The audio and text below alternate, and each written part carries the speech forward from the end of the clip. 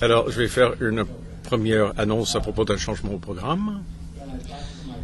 Quand j'ai parlé à mes co-conférenciers pour la prochaine section, on s'est dit on a 2h30 de matière à présenter en 75 minutes.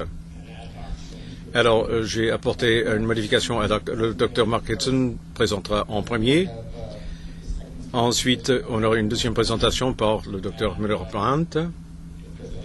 Et s'il reste un peu de temps à la fin, je vais vous présenter un énoncé ex-cathedra, quelque chose de très télescopé sur la situation on utilise les isotopes au Canada. D'abord, le docteur Hickson, qui est maintenant installé à Montréal. C'est un médecin nucléaire dans le système des hôpitaux universitaires de McGill. Bien, merci beaucoup de cette présentation. C'est un grand plaisir d'avoir l'occasion de faire cette présentation devant tout le monde réuni ici aujourd'hui. Bon, alors de quoi vais-je parler dans les 30 minutes ou moins à venir? C'est le rôle des modalités de visualisation au moyen de radionucléides des tumeurs neuroendocrines. Et je vais consacrer beaucoup de mes propos aux analogues du somatostatine. Somatostatine plutôt. Mais nous allons parler de l'imagerie émission de positrons et du MIBG. Alors, d'abord, c'est quoi un SPEC-CT? C'est un système hybride qui superpose les données SPEC aux données radiographiques en coupe. Les données SPEC et CT sont obtenues presque simultanément.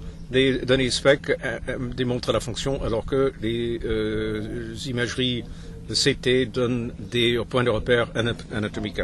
Bon, les modèles mathématiques des images tomographiques ont été publiés par Johan Radon, un mathématicien, en 1917. Mais la première image SPECT a été créée avec une caméra Hanger par le Dr Kuhn et le Dr Edwards à l'Université de Pennsylvanie en 1963, et la première tomodensito CT a été fait par le Dr Hanfeld en 1972. En 1981, on a pu fusionner par logiciel des images obtenues, des images fonctionnelles et anatomiques. Mais le premier prototype SPECT-CT a été construite à l'Université de Californie à San Francisco en 1990. Et c'est le premier modèle devenu qui s'est commercialisé avec la caméra Hawkeye de GE. Et en 2004, le premier système de tomodensito multi-tranche est devenu disponible sur le marché, un système SPECT-CT. Aujourd'hui, les trois grands fabricants des systèmes hybrides SPECT-CT sont GE, Siemens et Philips. Les trois fabricants produisent d'excellents appareils photo. Parlons maintenant des images obtenues à l'aide de l'octréotide. Voici la structure du somatostatine. C'est une hormone qui a 14 acides aminés et qui existe dans la forme de 28 acides aminés. Cette hormone est présente dans l'hypothalamus, le cortex cérébral, le tractus gastro-entérinéal, le pancréas et la moelle épinière. Ce qui est caractéristique dans le cas du somatostatine, c'est que sa demi-vie dans le plasma est de 3 minutes. Alors, ce demi-vie dans le plasma le rend un peu approprié pour des avantages. Mais il y a des analogues qui sont plus appropriés pour l'imagerie. Il y a 3 récepteurs de type somatostatine et des analogues de somatostatine multiples qui sont disponibles dans le monde. Au Canada, nous utilisons le inpentriotide ou l'octreoscan, un analogue pour l'octreotide. Et l'octreotide est un analogue qui a une action beaucoup plus prolongée que le somatostatine. Sur les 5 récepteurs, l'octreostatine a la plus grande sensibilité au récepteur, suivi par le type 3 et type 5. Bon, les profils d'affinité pour les 5 sous-types de récepteurs de somatostatine aux différents analogues sont résumés ici sur ce tableau. Ici, on a l'octreotide. Une valeur plus faible indique une affinité plus grande. Et notez qu'il y a d'autres radiopharmaceutiques en développement à l'heure actuelle. Donc, on a le gallium 68 qui a une affinité presque 10 fois plus grande que les récepteurs de type 2. L'octreoscan est un excellent produit pharmaceutique, mais il y a de nouvelles études, de nouvelles études pour obtenir des radiopharmaceutiques encore meilleurs. Et en Europe, ils sont très avancés dans ce domaine. Bien, maintenant, l'impact clinique ou les répercussions cliniques de la technique SPECT-CT. Il y a eu une étude de 11 résultats anormaux et 18 résultats normaux. Alors, il y a eu un changement majeur de la chirurgie aux soins palliatifs ou chirurgie à rémission. Ça, c'est le changement de prise en charge, de type de prise en charge. Et pas de type de changement, de changement de prise en charge. Bon, alors, nous avons des tumeurs neuroendocrines, d'autres tumeurs et des troubles non néoplastiques qui peuvent être étudiés à l'aide de l'imagerie à somatostatine.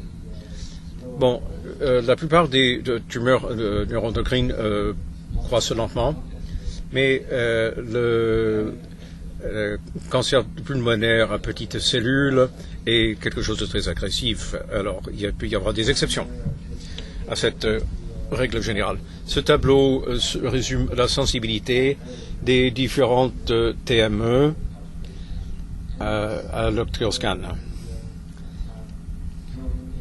Et la plupart des TME sont très sensibles. Mais c'est un petit échantillon et peut-être à l'exception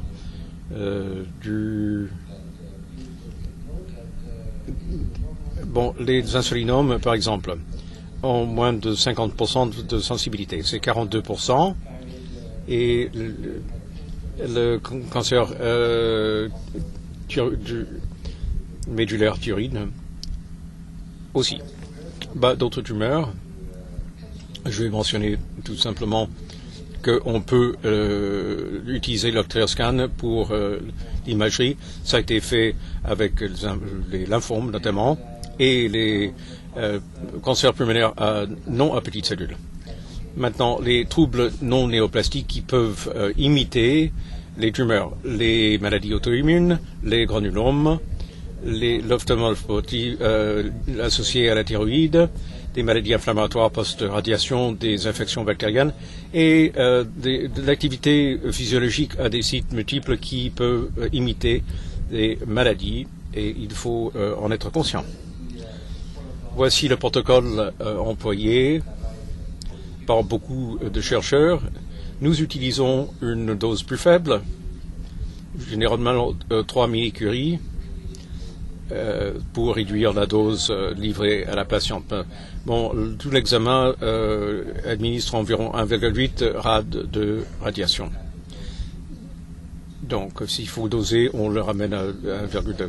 Bon, au niveau du réglage pour le CT scan, Très faible dose, 2 ordres de grandeur plus faibles que les scans diagnostiques. Tout cela pour réduire l'exposition du patient à la radiation. Bon, on prend des images à 4 heures et à 24 heures, ce qui veut dire que le patient doit passer 2 jours pour l'examen. Mais l'audiotide coûte plus de $1000 par dose, c'est donc extrêmement coûteux et nous voulons nous assurer que le patient en tire le maximum de bienfaits de son examen. À 4 heures, l'avantage c'est qu'il y a une activité biliaire et intestinale négligeable. Je vais vous donner un exemple tout à l'heure. Et à 24 heures, il y a moins d'activité de fond. Donc il y a une plus grande détectabilité des tumeurs grâce au contraste entre l'avant-plan et l'arrière-plan. Et au niveau de la dose de la posologie, 18 millisieverts, 1,8 grammes. Et les reins reçoivent la plus grande dose. Regardons quelques cas. Voici un patient de 33 ans avec un phéochromocytome. Voici les images. On les voit dans le thorax droit et le fémur droit proximal. Donc on a fait un CT SPEC pour localiser de façon plus précise. Et puis on a obtenu ceci. Il y a eu un locus d'activité sur les côtes droites. Il y a un peu de mouvement lié à la respiration. Donc les images ne sont pas parfaites. Et il y a aussi une lésion sur le sternum. Donc des métastases osseuses multiples. Notre deuxième cas est un patient qui a une TME utérine réséquée, ou résectionnée plutôt. À 4 heures, le scan a l'air, le tomatocyto a l'air parfaitement normal, mais ici on voit que le VC est très chaud. Donc, surtout si on n'a pas l'image CT à 24 heures, on peut quand même cette activité biliaire intensive peut être une source de confusion. Bon, un troisième cas, une personne de 55 ans avec une carcinoïde résectionnée de l'idium, une image à 4 heures et une image à 24 heures. Et je vais vous montrer des images topographiques. À 4 heures, c'était parfaitement normal. À 24 heures, on a de l'activité dans la flexure hépatique qui peut ressembler à une maladie de la surface inférieure du lobe lymphatique. Alors, les images à 4 heures et à 24 heures, c'est très important d'avoir les deux. Et vous voyez là et là. Et un quatrième cas est celui d'une personne de 70 ans qui a une tumeur des cellules des îlots de Langerhans. Ici, on voit pas mal d'activités de fond ici et ailleurs dans le foie. Mais lorsque nous avons regardé le scan CT diagnostic, on voit ici que c'est une lésion à vide d'octréotide. Et on ne le voit finalement qu'à 24 heures. Qu'est-ce qui est arrivé là?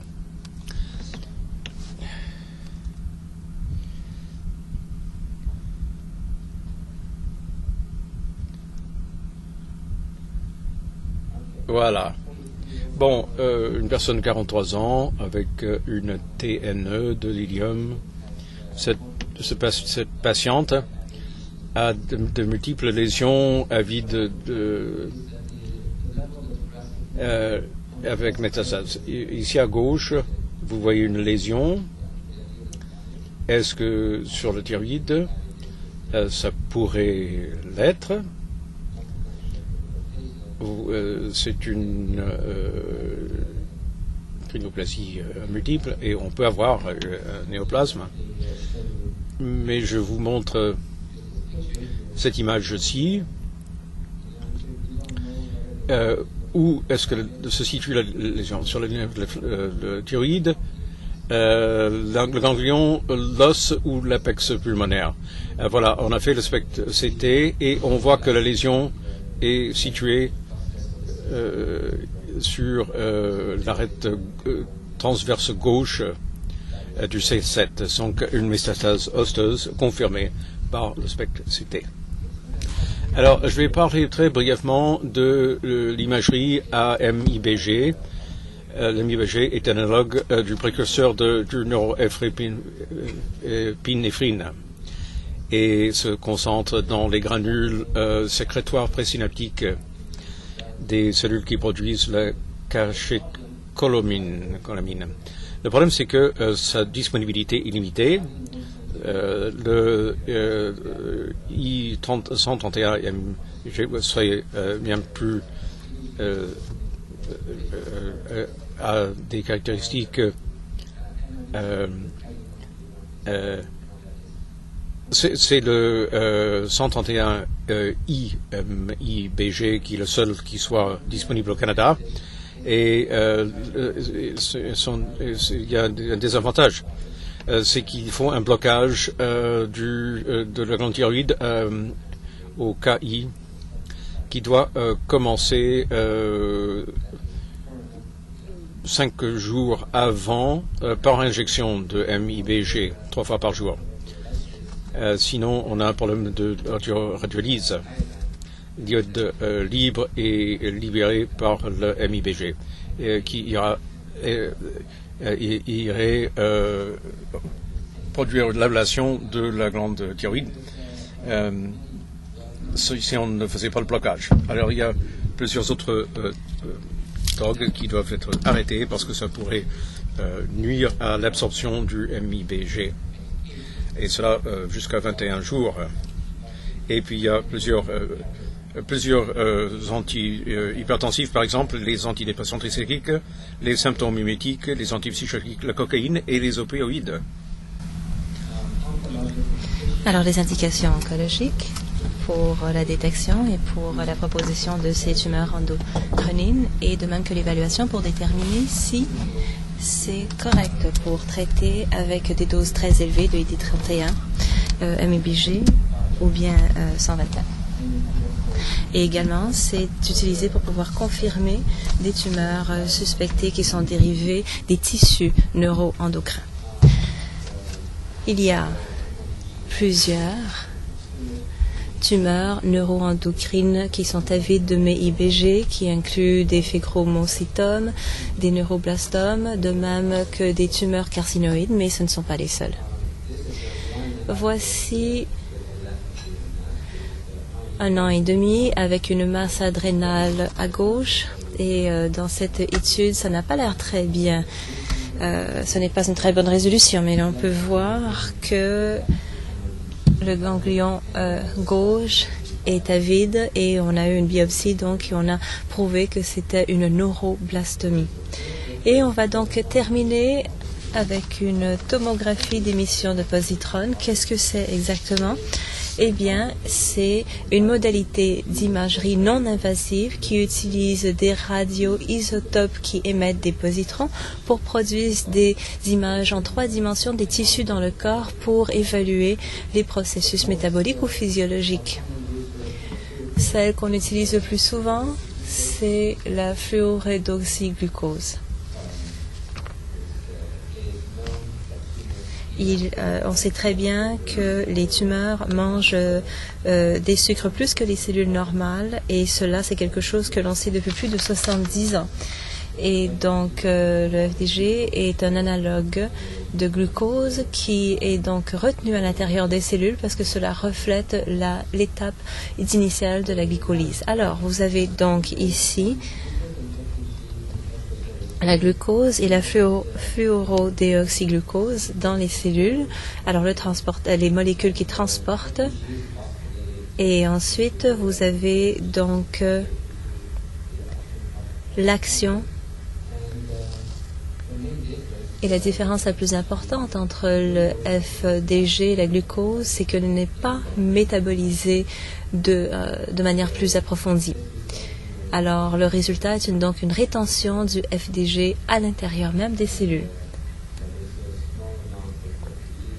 Mais il y a un petit montant de FDG qui peut être déphosphorylé et qui peut donc à nouveau ressortir de la cellule. Alors, ceci est une personne en santé, c'est de ça qu'on a l'air sur ce genre de scan, de balayage. Et une chose que l'on doit remarquer, c'est que le patient a beaucoup de sucres radioactifs qui sont sécrétés à l'intérieur du sang. Et le patient qui n'a pas de glycostérie, le patient n'est pas diabétique, c'est juste que le foie, c'est quelque chose de très intelligent qui peut différencier entre le glucose et le FDG. Le cerveau, même, ne le sait pas. Même le cerveau considère que le FDG, c'est un genre de glucose. Alors le foie est bien plus intelligent que le cerveau. À la prochaine acétate, s'il vous plaît. Alors la préparation du patient. Le patient doit être glycémique, alors c'est un niveau de sucre normal. Lors de tests avec la détectabilité des patients, et donc le patient ne peut pas manger pendant 4 heures avant l'étude. Si le patient est hyperglycémique durant l'étude avec un niveau de glucose de plus de 10 mmol par litre, et bien tout simplement on va lui demander de revenir. Et le patient devrait être relaxé et faire des activités minimes après une injection de FDG, tout simplement parce que le FDG sera sinon pris par les muscles. Alors, le FDG dans les tumeurs neuroendocrines. Alors, la majorité des tumeurs neuroendocrines ont tendance à progresser de manière très lente. Alors, les tumeurs neuroendocrines qui fonctionnent ont une certaine affinité avec des analogues de somatostacin les MIBG ou les deux, mais ce sont des tumeurs agressives qui tendent à être plus avides de l'FDG et beaucoup moins à la somatostatine des analogues et le MIBG. Alors, l'activité FDG est associée avec une haute prolifération de tumeurs. Alors, voici un patient avec un carcinoïde atypique, alors une personne de 78 ans, et voici donc le scan de balayage normal. Alors, vous pouvez voir toutes les lésions hépatiques ici, qui sont encore très peu normales, mais qui ne sont pas hyper métaboliques. Sur le TEP, la tomographie par émission de positons. Alors voici le scan presque 2 ans plus tard, et ce que vous voyez ici, c'est une nouvelle lésion qui est évidente dans le lobe hépatique gauche qui n'était pas présent avant. Ceci a cru sur cette période de temps de 2 ans, mais qui est légèrement avide FDG. Alors, c'est une métastase carcinoïde.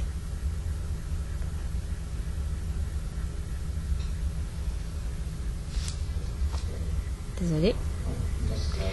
À la prochaine acétate.